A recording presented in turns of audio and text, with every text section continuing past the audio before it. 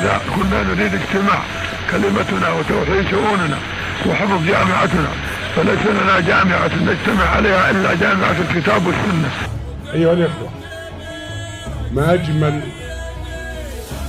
أن يقف الإنسان مع التاريخ، بل هي مسألة كبرى أن يكون الإنسان بقرب التاريخ في هذا البلد التاريخي. ما لحد منا الله اللي عزنا، ما لحد منا